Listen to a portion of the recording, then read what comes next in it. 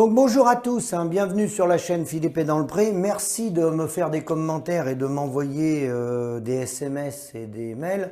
Alors certains m'ont interpellé par rapport aux arrêts d'activité assez importantes qui se passent actuellement dans l'élevage, dans tous les élevages, lait, vaches allaitantes et hors sol avec la grippe aviaire. Certains ne remettent pas en place. Et certains sont un peu découragés parce que lorsqu'ils vont dans les salons, notamment le SPACE à Rennes, ils entendent les gens sur les stands dire que finalement ça va bien et que ceux qui travaillent en production laitière ou en hors-sol et tout, ça fonctionne très bien, que ceux qui arrêtent, c'est des mauvais.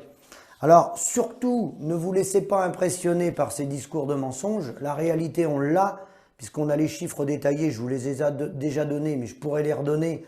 Je vais les donner lors des interventions que je ferai en public sur des plateaux.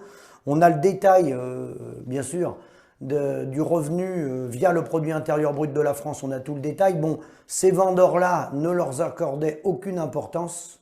C'est des gens, ça vaut même pas le coup de perdre du temps à discuter avec ça. Une partie d'entre eux étaient exploitants, ils ont arrêté leur exploitation pour aller vendre et essayer de voler les autres. Donc ne perdez pas une minute avec ça, ils n'ont rien de concret, ils ne sont pas capables d'amener des comptabilités réelles. Donc tous ces gens-là, des discours de salon, des discours de bistrot, ne perdez aucune minute avec ces gens-là. Allez voir des gens qui sont installés avec comptabilité au bout de la table et le réel. Retombez les pieds sur terre, revenez sur le terrain. N'allez pas aller voir des vendeurs qui sont là uniquement pour leur business, pour des intérêts personnels. Et après, quand les gens sont suicidés ou que les jeunes ne peuvent plus payer, jeunes ou moins jeunes, ne peuvent plus payer le matériel ou autre, ou les bâtiments, ils ne sont pas là pour les défendre. Ils sont plutôt là, d'ailleurs, pour les enfoncer. Donc ça, c'était une parenthèse, même si parmi ces vendeurs, il y a des gens très honnêtes, hein, pas de problème. Mais il y a des petits rigolos de kermesse qui font croire aux gens que, bon voilà, ceux qui arrêteraient le lait, c'est qu'ils ne seraient pas bons en lait. Bon, ben voilà, il faut qu'ils viennent reprendre des exploitations. On a des adresses, nous. Faut leur donner ma boîte mail, vous n'hésitez pas. Donc, le thème d'aujourd'hui, je fais un petit passage sur Unigrain. Pas tout, parce qu'il faut que je le fasse en plusieurs fois. Plusieurs fois même, je pourrais vous en reparler pendant des mois et des mois. Donc là, je vous mets le lien, je vous parle aujourd'hui d'Unigrain, d'une toute petite partie d'Unigrain. Alors dans Unigrain, vous ouvrirez le lien, je vais vous mettre un schéma et je vais vous commenter seulement une partie du schéma. Je vous fais le reste dans quelques jours.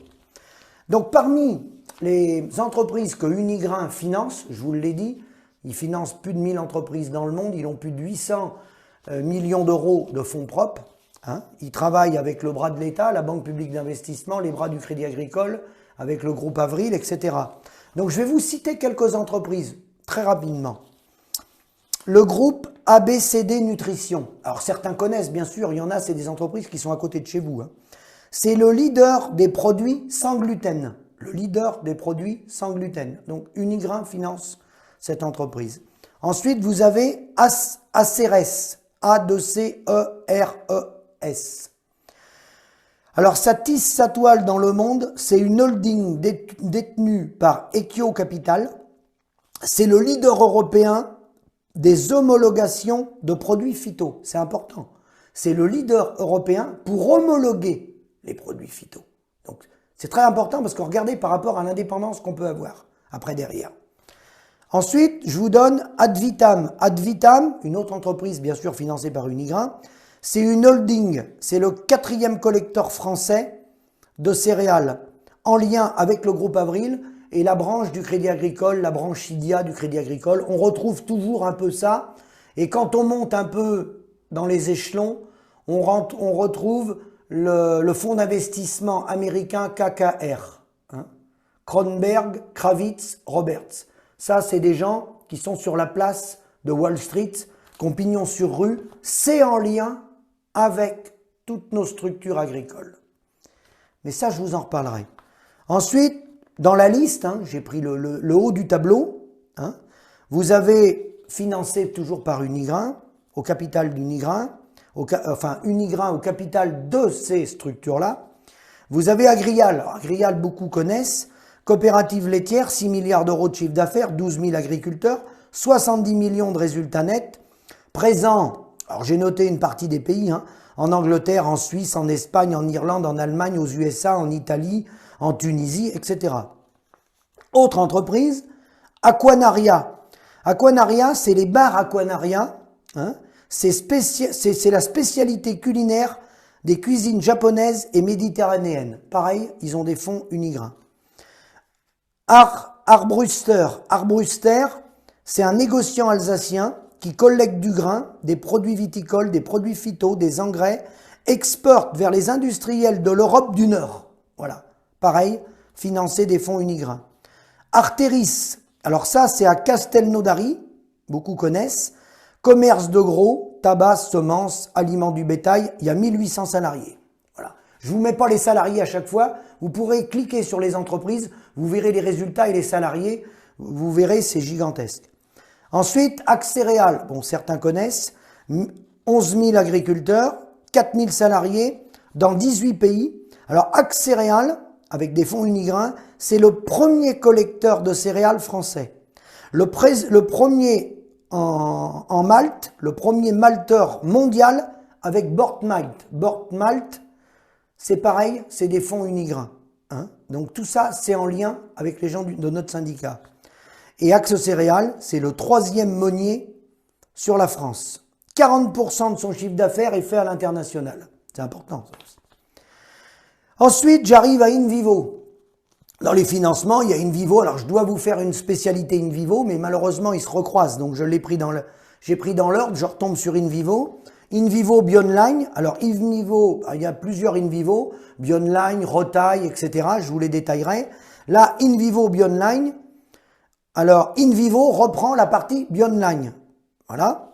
C'est quoi? C'est AgroSciences de Bionline. C'est une filiale du groupe Syngenta, spécialisée dans la production et la commercialisation de solutions de lutte biologique et tout particulièrement de macro-organismes actifs contre les insectes, prédateurs, des fruits, légumes, cultures florales. Regroupe également Biotop, pour ceux qui connaissent, Biotop, B-I-O-T-O-P. C'est une croissance de plus de 10% par an sur le marché mondial et c'est une entreprise, Bionline, qui fait autour de 2,8 milliards de chiffre d'affaires. 2,8 milliards, c'est pas d'euros, c'est de dollars. Là. Petite précision. Donc quand je vous disais, parce que j'ai dévié sur InVivo Bionline, que c'était une filiale du groupe Syngenta, je ne peux pas terminer ma vidéo, comme ils sont encastrés les entreprises les unes dans les autres, imbriquées les unes dans les autres, je ne peux pas finir ma vidéo sans vous dire ce que c'est Syngenta.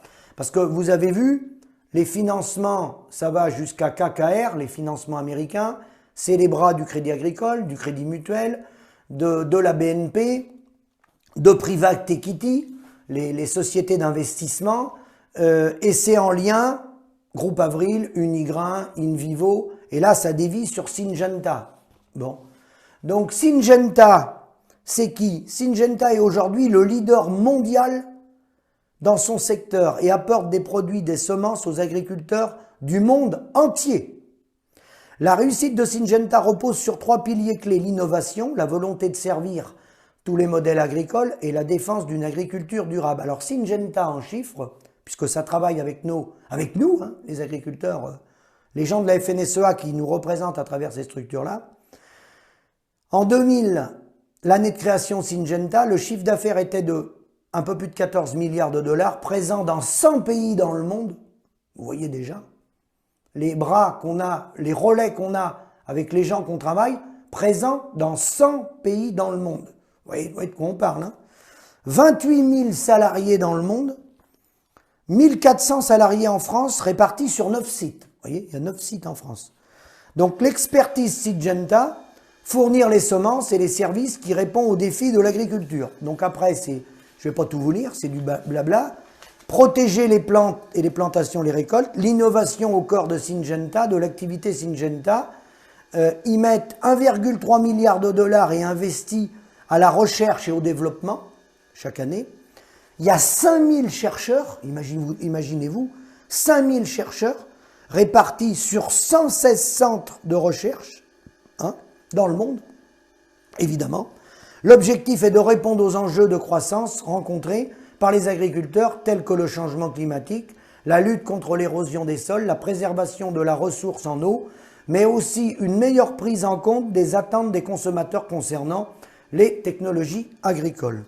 Hein, voilà, donc présent dans plus de 100 pays dans le monde, défendre une agriculture durable. Donc là, je vous ai fait juste un tout petit paragraphe.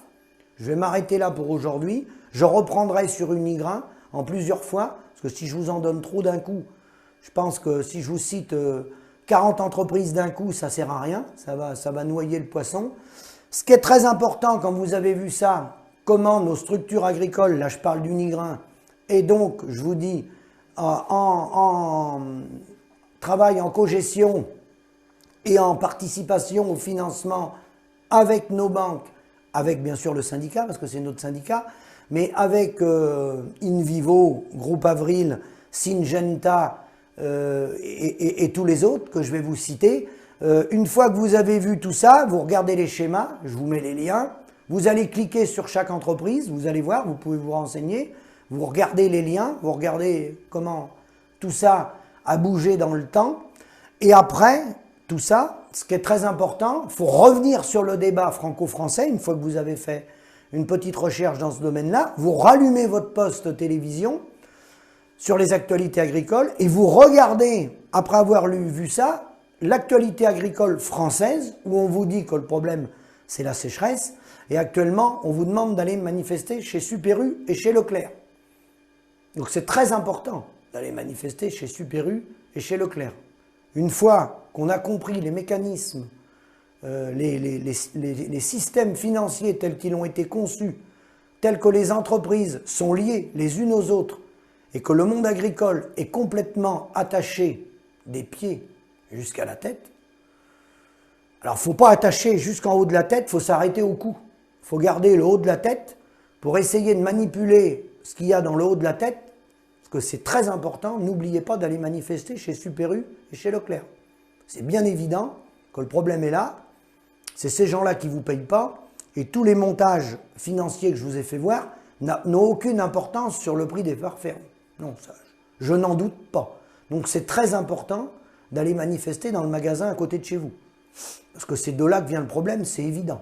C'est évident que la couleuvre, faut l'avaler. Voilà. Donc une fois que les paysans auront compris qu'ils sont manipulés pour aller manifester dans les magasins, une fois qu'ils auront compris ça déjà, et qu'ils auront commencé à analyser tous les schémas financiers qui ont été montés, qui fait quoi, au service de qui, avec quel financement et avec quel résultat économique à la fin de l'année, et avec toutes les retraites chapeaux qui viendront derrière, je vous en parlais après, on ne va pas tout dire dans une vidéo, bah vous comprendrez pourquoi ils vous demandent d'aller manifester chez Super U, pourquoi ils vous parlent de la sécheresse, de l'agribashing et des écolos.